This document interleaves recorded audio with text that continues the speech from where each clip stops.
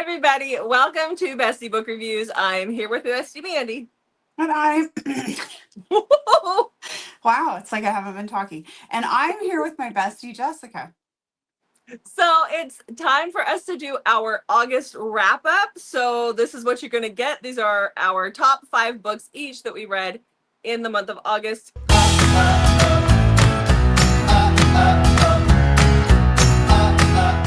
Going in order from number 5 to number 1, which always confuses us. But Or you. Or me. I never know what to call them. Anyhow, before we start with that, what do we need to talk about, Mandy? Well, we have made it to 3,000 subscribers. So thank you guys so much. We Yes, really appreciate you and the support you have shown our channel. Yeah. So we do have the Coveted cover books that we are doing the giveaway for. So if you've not filled out the Google form, you're going to want to make sure you do that because we will be selecting someone next week. Mm-hmm. And that form is linked below. Yes. Marking tropes you would like to see videos for us to do.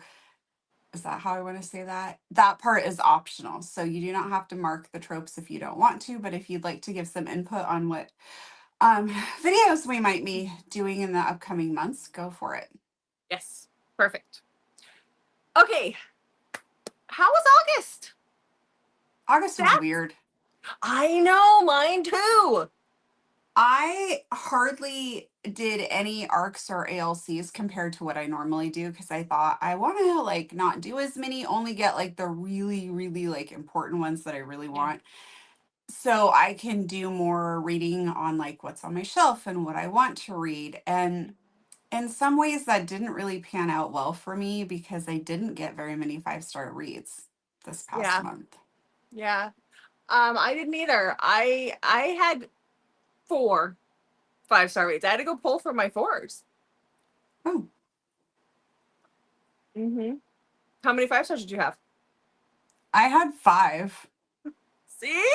August was a weird month. I'm telling you. Yeah. How many one of my books that made my top 5, I read on the last day of August, so it hasn't even made it into our 1-minute book recs yet. But I had a 4-star book that I felt really confident in putting in that 5th spot. So then I kind of felt bad that I had to bump it, but that's okay. Yeah. It's not nearly as agonizing as when I had like 15 5-star books to pick from. I think it was like 20 some, but yes. No, it wasn't. Yeah, it was. You had a lot that month. We'll have to go back and look. It was a big number. It was a really big number. But you haven't had a month like that since. No, I haven't. I think was that was April or May? I don't know, but that was a really good month. Yeah. For you. Yeah. It was not May because I had 5. I had 8. I don't know. April, holy crap, I read a lot in April. Mm-hmm. You were on vacation 2, too. 4, 6, 8. Oh yeah. I had 24. I think. My number might be off just slightly, but glancing it looked like 24. It's a lot. But that was a great month. So, how many books did you read? Yeah, it was. I would like a month like that. How many books did you read in August? 35. I had 38, so pretty comparable. So we both read roughly very close to the same amount and had very close to the same amount, 5 stars. Yeah. It was just a weird month. I'm putting a lot of pressure on September. Yeah, I know. Poor September. So, all right. Well, let's get started. So like I said, my first one is one that was a 4-star read, but this is a trilogy and it kept the whole trilogy because it's the same story across all 3 books. It kept my interest and I was really into it. So coming in at number 5 is Locked Up Liars by Elle Thorpe, or the St. View Prison trilogy. So this one was really fun because we talk about wanting a prison book. This isn't exactly what we're always looking for, but it worked. So this is about our heroine, who is May. And she has had a crush on her sister's ex-boyfriend for years, like when they were dating and stuff. And she's out at the bar one night and she meets this guy, and that is Heath, who's her sister's ex-boyfriend. And he ends up going back to her apartment with her. They don't actually end up having sex, but he's there for the night. They are really drunk. And then he wakes up the next morning and he's in her sister's bed next to her sister's dead body. And there's blood everywhere. So he is arrested and thrown in prison and accused of the murder. And May believes that he didn't do it. So she hires a lawyer who's a guy, because this is why I choose, who's a guy that she went to school with, and he likes her. And then she also meets the prison guard, and there's a thing between her and the prison guard. Like I said, it is 3 books long. I really, really loved it. It was great. So go read that one. Okay. Okay. My number 5 is one that I told everybody to go in blind reading. So Okay. I'm not going to have much to say. So Okay. that is Whispers and the Roars by Kay Webster. And again, go in blind. It's dark romance. It is not taboo. So if you're worried about it being, some of her taboo stuff, it is not taboo. It does have mental health representation in here, and there's some warnings that you may want to check out, or the trigger warnings for it. Otherwise, I really recommend going in blind so you don't really know what's going on and you're kind of piecing it together as you read, because that was just the best experience for this book, in my opinion. So there you have it. Whispers and the Roars. Okay. Hold Top on. My 5 read for me this month. fingers were doing something here. Okay. Sorry. It looks like they still are. There they go. Yeah, they were. I was trying to find my page. Okay. So book number 4 for me is one that you told me to read, and we picked it up at BB4E, and that is Rainfall by yes. Allison Rimes. Oh, this was so good. So this is the story of Isla and Killian. So they've been together. So they met when she was like 10. Her dad is a coach. He is a hockey player. And when he was in, I don't know, the Pee-wees, or I don't know what they call them, the little kid ones, that is when she meets him at a practice. And then they kind of grow up seeing each other every summer. They get together when they're 16. And then the book starts when they're 19, and they've been together for a few years. And he gets called up to the big leagues. And so he has to leave Washington and go to, I don't know, somewhere, Colorado, somewhere, wherever, to play hockey. And so they're going to have this long distance relationship. And they're very, very young. And there's a lot that happens. He gets in a situation with this PR person or a photographer from the big leagues. And it results in them breaking up. And then she finds out that she's pregnant, and she keeps it from him. And then when he comes back, because it's something he does, she thinks she told him. She thought she told him. It's a thing. And then a handful of years later, he comes back to Seattle to play for her dad, and crap's about to hit the fan. So good. I probably did a horrible job of explaining it. Just trust me. Go read it. Go listen to the audio. It was great. It was really good. It was really good. Very angsty, because you have the other woman drama in there, and just, so angsty. And young kids just trying to figure things out. Yep. Okay. All right. So number 4 for me was Death's Favor by Jill Ramsauer. And this is book number 2 in the Moriarty Men. But you don't have to read book 1 to be able to read book 2 or listen to it. There is audio for it. So we have Danny. Danny is in an interesting situation. Her father is the head, or in the Russian mob, basically. And he disowned her when she was born and has not had anything to do with her. She's never even met him. And then one day she is summoned to him, but because he's the Russian mob, you can't exactly be like, no, thank you. And he tells her that she is now going to marry this guy named the Reaper in an arranged marriage situation, because they need to try and broker some peace. And this is how they're going to do it. And so her mom and grandma help her go on the run. And so she goes on the run in New York, and basically she goes into hiding. And so she decides to go stay at a friend's house that she knows is out of town, while she kind of figures out where she's going to go, how she's going to do it, and not get tracked. Because the Reaper is not, like, nobody likes him. Like, nobody really knows who he is, but he is not a good man. And so she breaks into her friend's house and is shocked to find that she just broke into Tommy's house. And Tommy is part of the Italian Mafia. and he has to determine what he's going to do with her at this point. I loved it. It was so, so good. Okay. All right. So book number 3 for me is one I've talked about quite a bit because it was just that good and it worked for a bunch of our tropes that we did this month. And so that is Bitter Poetry by L.V. Lane. So this is Mafia. It is MFM. This is about Carmela. She is the daughter of the head of the Mafia. And so the book starts when she's 17, just a couple weeks before her 18th birthday. She's told that she's going to marry Dante, and there's going to be an arranged marriage situation happening, but that they are not going to announce it until she turns 18. And Dante wants her to go to college and live life a little bit before they're married because he is older. He's in his 30s, I think, or late 20s. And so he wants her to go live her life. And so they're not going to make a big announcement until she turns 18, but the wedding won't be for quite some time in the future.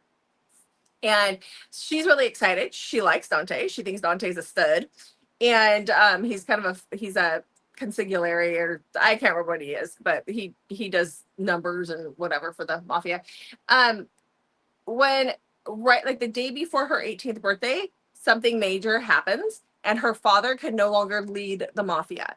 And so when that happens, her father decides that in order to protect her, he wants her to marry his consigliere, this other guy. And this guy is not a good guy. He's got the wool pulled over her dad's eyes. Yeah, but Dante really suspects he's up to something and has his brother Christian working for this guy to kind of get intel. So she is forced to marry somebody else. Dante is not happy. They do go through with the wedding. Dante's not happy. He wants her. And Christian hates her. But it's a kind of hate to love thing. And she kind of takes solace in him during this brutal marriage that she's in. And it just goes from there. It's a longer book, but it is so good. And there's so much to it. I felt like the length was necessary to get the story across, but very inksy, it was just yummy. So yummy. Okay. Yep. Okay. Well, book number 3 is one that I literally just finished for at the end of August here. You know what it is. Yes, and it's one that you read. It's by an author we both love. Yes. So that is The Woman by Rin Shear. Okay. So this is dystopian. So it's a little bit out of my normal reads, but obviously it was really good. So in this one, we have a world where women are treated basically more like an object. And so women do not live in society as women do now. So they go, when they are 5, they are taken and they are raised in this facility, which we don't know very much about what goes on there, but they are raised there and trained basically to be mindless and have blank stares all the time and just please their man however the man shall want, whether it's sharing her with his friends or business partners or servicing him or cleaning. Like that is all they do. They have no personality, nothing. And it is a great honor when you reach a certain age that you get to go pick your woman and then they come back with you and do all those things. But if your woman is considered defective, they're a WOUN, so a woon or a wone, and they're considered a woman of unnatural desire. Is that what it is? No, not desire. What? Nature. Nature. Woman of unnatural nature. Yes. WOUN. Okay. So they are then sent back and fixed if that's what happens. So it's very dangerous to be a woman with any sort of personality in this world. Okay. So Phoenix is working for his grandpa's business and he is really kind of just obsessed with working his butt off. He's only 25. Normally you have to be in your 30s before you get to pick your woman, but because of their family status and all of this stuff in their business, he gets to go get his woman early, but he has zero desire. He feels like this is only going to be a distraction. He has no desire to go get a woman. So he does it though because he's forced to. But his woman is not a normal woman. She has a little bit of personality And so he's going to be faced with a lot of challenges and choices to make with Avery. And I'm going to leave it at that. Really, really good, very different world. Yeah, and she's gonna write a second book in that world, and I can't wait. So, Yeah. I mean, there's definitely a lot more to be told. I mean, she's gonna write more in that world in general, but we do know that a second book is coming next year, probably. I think is what she'd said. So don't quote me on that though. So, okay, all right. Book number 2 coming in at the number 2 spot. That was my radio announcer voice. I don't know that I pulled that off very well, but hold on, I lost the book. That is The Lovely Return by Carrie Ann Cole. I waited 2 years for this audio, and it did not disappoint. So I would say go in blind with this book. You really should, because you're just there's just so much to this book. But I'll give you a little bit. So this is about Penny and Alex. The book starts out on we see Alex go through the worst thing ever. Like, I can't even imagine.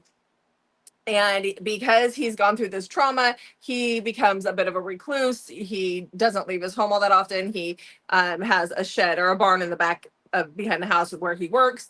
And about 6 years later, 5, 6 years later, I think, Penny shows up, who is the neighbor girl. She lives across the woods, like through the woods from his house. And she is just this annoying little girl who just shows up every once in a while. And she knows things, like she just knows things. And they have this friendship that starts when she's young. There are breaks. There's times when he cuts her off. Like, there's all these things. Nothing happens until she's, well, like 18, 19 kind of a situation. But and he doesn't look at her that way, I promise. But this is their story. And again, I'm doing a horrible job, but you really should just go in blind. It's Carrie Ann Cole. Trust it and go read the doggone book. My interest is really piqued on what could possibly be better than The Lovely Return. So I've been thinking, like, what did she read in August that would be better than that? And I can't think of what it's going to be. You'll find out soon. If it is something with a tail or scales, I'm going to be very disappointed in you. Okay, what's your number 2? Okay, number 2 for me is Dream On by Jennifer Hartman. Oh, this was so good. So we have Stevie and Lex. They are in a high school musical together. So Stevie has grown up in a family, like on a little tiny farm with her sister. And it's just like, if you were to write a book about just a very typical family with, family values, and just they love one another and all of that stuff, with a quirky dad, like all of that, this would be the family. And then we have Lex, who comes from a family who is a little messed up. And by a little, I mean a lot. So his dad is a high power attorney. His mom was I think she was like a soap opera star. And they both are just very obsessed with themselves. And his dad is very obsessed with control and is abusive. And it's just not a great situation. But Lex has a lot of money, Stevie doesn't. So it's kind of one of those situations. So they're in this high school musical together because Lex's family has relocated to this small town, or smaller town, for this year of I think it's their senior year of high school. So they're in the high school musical together, and they really start to form a friendship that starts to kind of turn just to a little bit more. And then something happens. I don't want to give away any spoilers. And Lex basically disappears out of Stevie's life when she could really use him. And now we go forward 4 years later, and Lex is back in Hollywood, and he has just made a TV show based on Stevie and Lex's time together during that high school musical. And so an agent reaches out to her and asks her to come to Hollywood and spend a little bit of time there for publicity, but also he will give them a lot of money, which would be very helpful for her and her family. So she goes. And that's what I'm going to tell you about the book so far. It is a slow burn, obviously, but it is so good. I loved it. Loved it, loved it, loved it. Okay. Okay, so my number 1 book this month is way different than The Lovely Return. It's on a completely different, I don't know, area of the world. It's different. It's different. And I'm surprised you haven't figured this one out already. But this is Myra Might Survive by Liz Hamilton. Oh, okay. That Yeah. makes sense. So no, there's no scales or anything in it or dragons or whatever, but there are zombies. Okay. This I understand. I was Okay, good. if you were like what was There was that no book Ruby you were Dixon. reading the other day? Yasmin and the Yeti is like Oh, your I'm number still one reading that read. one. Yeah. I was Yeah. over the Yeah. lovely turn. I was gonna be really worried for you. No, no, it's not Yasmin and the Yeti. Okay, Which I'm so sure is a lovely book. oh, so far it's It been just great. can't We'll be see what better than the happens. lovely return. But No, I'm biased. I know you are. So good. I love Okay. my Carrie Ann Cole stuff.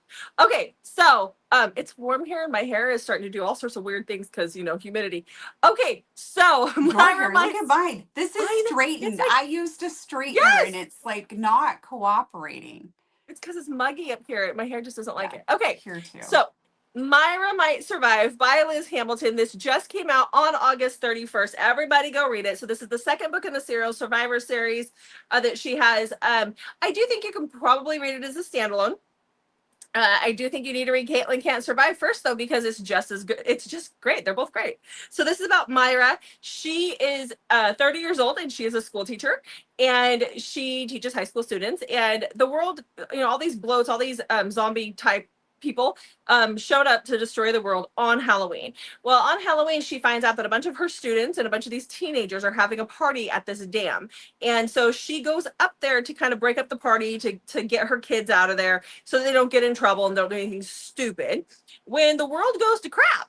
And so now she is stuck. They go inside the dam. They start living in there. And so now she is stuck in a dam with a bunch of horny teenagers who have a God complex because they find the guns and there's a council that is now running the dam. They're doing stupid stuff like talking about blowing up the dam to kill the bloats, which would also kill people. And it's like a whole thing. And she's considered the old lady.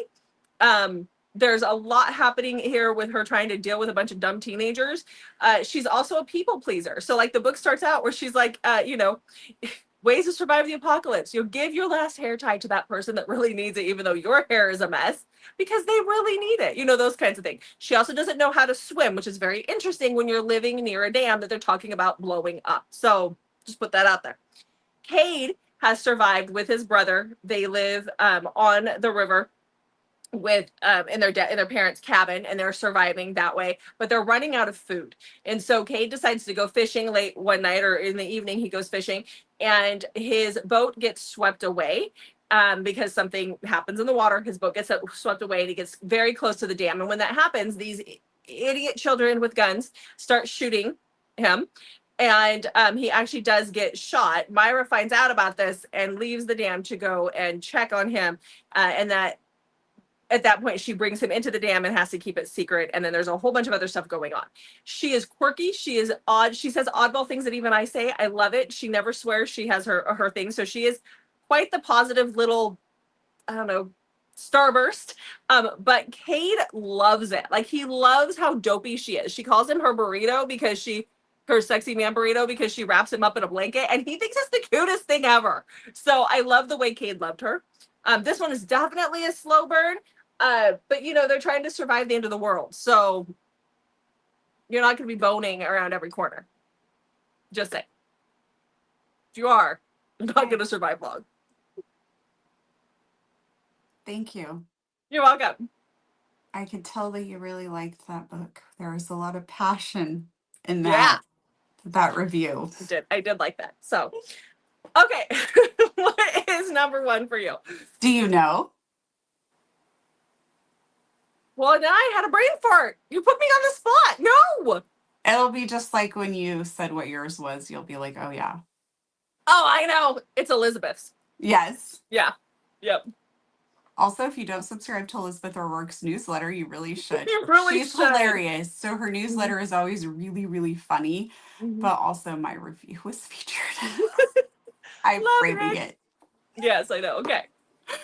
Okay, so my number one read of August was my favorite Lost Cause by Elizabeth O'Rourke. So in this, we have Charlie and Marin, who we see in My Favorite Bad Decision. This can totally be read as a standalone, but you might enjoy this book more if you've read the first one. Totally don't have to, though. I feel pretty strongly you're good to read this as a standalone. So we have Marin. Marin is like, I think she's about 32-ish in this story. And so she's reaching that critical age that some women really start to feel like this is the make it or break it for me having children. And she's married to Harvey. Harvey's an ass, but she feels very stuck. Like she actually works this out in her mind. Like if I divorce Harvey now, and then I need like this much time before I find somebody else, and then we'd have to date, and then I'm going to be this age, and like she just wants to be a mom so incredibly bad, and she's going through some different has done different treatments to try and get pregnant, and has not been successful. So she just really feels panicky about leaving Harvey, even though he's an ass. So Charlie is her stepbrother. Charlie is came into their life when they were older, so it's not a situation of they've been raised together as siblings. Like that was not the case. Charlie has always been a little protective of Marin and her of Charlie as well. Well, Charlie has not been doing well, and so the family basically is like, hey, you've been voted, go check on Charlie, help him get his act together. So she goes to his place and finds him drunk with a bunch of women, and like he's just drinking, partying, and all of that. So she is the intervention person. And eventually they decide to go to Charleston, to where Charlie has inherited a home, and see about fixing it up. So they get there, and Marin convinces Charlie that they need to renovate this house. This all happens in like the first few chapters. It's this huge estate, and Charlie basically will do anything that Marin wants. So he begrudgingly decides to start putting a lot of money into this house and fixing it up. So this is a slow burn. While they're there, Marin finds a journal of the girl that lived in this house many years ago. And so you kind of have a little bit of a side character storytelling going on as well. It is just so good. And I'm sure I didn't do a great job of describing it, but oh, it is wonderful. I loved it so much. It's just one of those slow burns that you read and you're like, wait, we're how far into the book and this is just Mm-hmm. now happening? Like you don't realize that you're reading a slow burn. The writing is just so phenomenal. You're just along for this incredible journey. So it will definitely be on my top reads of the year. Mm-hmm. Okay. All right. Well, there you guys go. Our top 10 of August. Yes. Break out the fall books now. Okay. And this, well, not for us because September is typically warm here, but you know, I want my sweatshirts, I want my sweaters, my blanket, and my books. It looks like sweatshirt weather, but it's But so it's not. humid. Well, we've got up here too. I don't know if you got it down there. We've got like smoke from forest fires. Again, it's smoke season around here, forest fire season. We do not have that. We just have a lot of humidity. But Yeah. it's like well, I don't know if it's so much overcast as just like a really thick fog out there because of how humid it is. Anyway, no one cares about our weather. No, they don't. All Okay. right. So there we go. There was August. Yes. In the comments, let us know how your how your August was. How your August was. And we would love to know what your top read was if you want to share that with us. Yep. And in the meantime, make sure you check back on Mondays, Thursdays, and Saturdays, and sometimes Wednesdays for that new video from us. And don't forget that Google form so you're entered to win. Thanks for watching, guys. We'll see you in the next video.